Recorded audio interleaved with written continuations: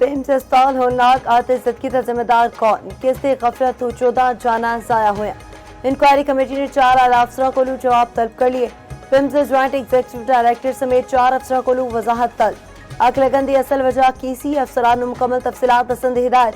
4 आला अफसरान तहरीरी बयान जमा कराने की हिदायत। अफसरा को वाक़े की वजूहात मुस्तकबिल रहे अमल उत्ते भी जवाब तलब। जब बच्चों के वालदैन की रो रो के दुआएं दसिया गया। अगले वेले इंक्यूबेशन सेंटर में कोई डॉक्टर से ना हमला। NICOU का दरवाजा भी लॉक सी। बच्चों के रिश्तेदारों का कहना है अग सुबह 6 बजे लगी हमला दसे बगैर नस गया। साने विच जांभाग बच्चों के महता उर्सा के हवाले कर दी गया।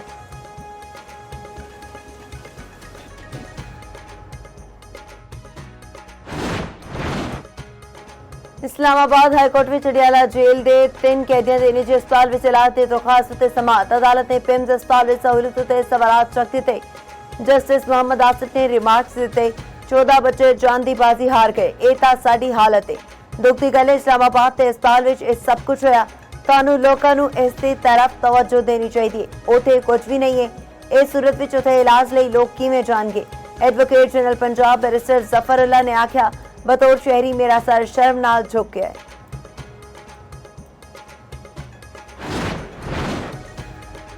आजाद कश्मीर का नवा वज़ीर आज़म कौन होगा। मुस्लिम लीग नून ताहाल फैसला ना कर सकी।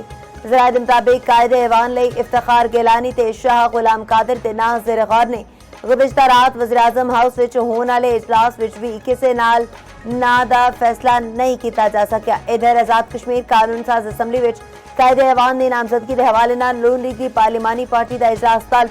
ज़राए के मुताबिक इजलास शाह गुलाम कादिर ने आज दोपहर 2 बजे कश्मीर हाउस विच तलब किया।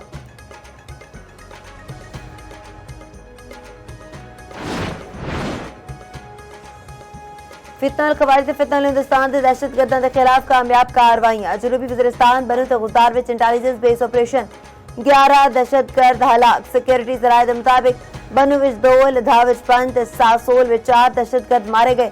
सिक्योरिटी फोर्सेस ने दहशतगर्दों क्वार्टर कैप्टर की मदद नाल मौसम अंदाज विच निशाना बनाया। वज़ीर दाखिला मोहसिन नकवी दा कामयाब कार्रवाई ते सिक्योरिटी फोर्सेस नूं खराज तहसीन।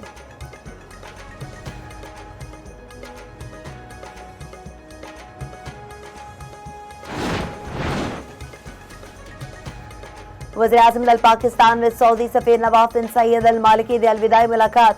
वज़ीर-ए-आज़म की सऊदी सफीर नूं पाकिस्तान में सफारती जिम्मेदारियां कामयाबी नाल मुकम्मल करने ते मुबारकबाद। वज़ीर-ए-आज़म ने दो तरफा बरादराना तज़व्वुराती ताल्लुकात ते होर इस्तेहकाम लई उन्हां दी खिदमात नूं सराहिया। वज़ीर-ए-आज़म दा खादिम हरमैन शरीफैन ते सऊदी वली अहद लई नेक तमन्नावां दा इज़हार। वज़ीर-ए-आज़म ने पाकिस्तान लई सऊदी हिमायत ते फराख दिलाना मुआवनत नूं भी सराहिया। इलाके में इस्तेहकाम लई सऊदी अरब दे अहम किरदार दी भी तारीफ।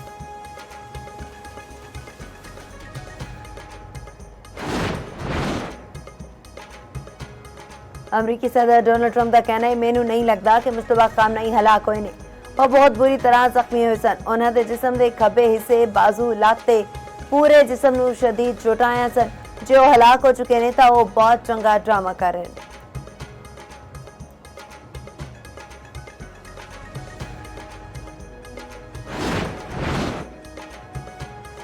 कतरी वज़ीर आज़म अज तेहरान अपन गए। कतर की वजारत खारजा का कहना है दौरे विच कशीदगी विच कमी के तरीके उत्ते तबादला ख्याल होगा।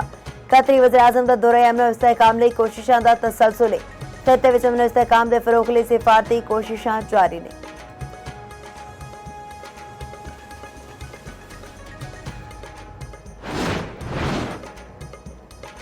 आजाद कश्मीर के शहरियों का अस्करी क्यादत दौरा तेहरान का खैर मकदम। आखिर अस्करी क्यादत दौरा तेहरान अमली मौसर सिफारती कोशिश है।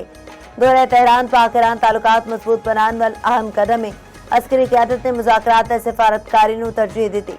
पाकिस्तान ने जिम्मेदाराना इलाकाई किरदार साबित किया। पाकिस्तान माज आराई के बजाय मुज़ाकरात पायदार अमन दे ज़ामिन।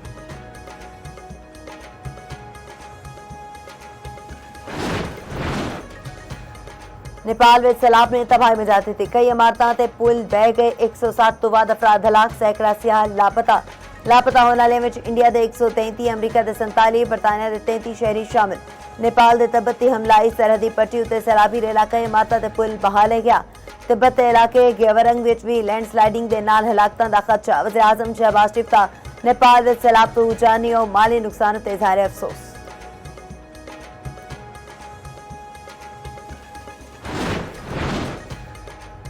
भारतीय रियासत उत्तर प्रदेश के जिला मुजफ्फरनगर फसादात नूं 13 वरहे लंघ गए। मामूली हादसे तो मजहबी रंग दे के तशद्दुद फैलाया गया। मुजफ्फरनगर फसादात ते सैकड़ा मुसलमान शहीद ते जख्मी हुए। 50,000 तो वध अफराद फसादात विच बेघर हुए। भारतीय सुप्रीम कोर्ट ने हुकूमतां नूं जिम्मेदार करार दिता। इंडिया टुडे के मुताबिक बीजेपी रहनुमा संगीत सोम ने जाली वीडियोज़ ले इंतहा पसंदां नूं उकसाया। 2022 विच बीजेपी रहनुमा विक्रम सिंह नूं मुलविस होने ते 2 साल कैद की सजा सुनाई गई। ऑपरेशन सिंदूर ते गोदी मीडिया का झूठा प्रोपेगेंडा बेनकाब। वज़ारत इत्तलात फैक्ट चेक ने भारतीय बयानिया मुस्तरद कर दिता। मस्जिद की तमीर नौ ਲਈ 25 करोड़ रुपए का दावा मनघड़त करार। गोदी मीडिया मनघड़त कारने तो सबकी लुकान विच मसरूफ। ऑपरेशन सिंदूर विच भारत ने बेगुनाहां नूं निशाना बनाया। मार का हक ते भारत आवाम नूं गुमराह करने की कोशिश कर रहा है।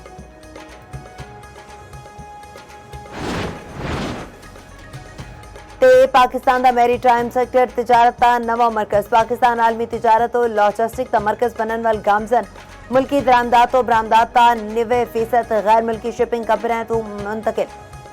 कराची पोर्ट कासिम ते गवादर पोर्ट से जदीद खतूत ते इस्तवार। नेविगेशन चैलेंजेस से गहराई वधान का अमल जारी। हाइबर क्राफ्ट से कार्गो हैंडलिंग सहूलियात जदीद बनाई जा रही ने। रियल टाइम कंटेनर्स ट्रैकिंग तो कार्गो क्लियरेंस तेज। 24 घंटे कस्टम्स ऑपरेशन से कार्गो क्लियरेंस शिफाफ हो रही है।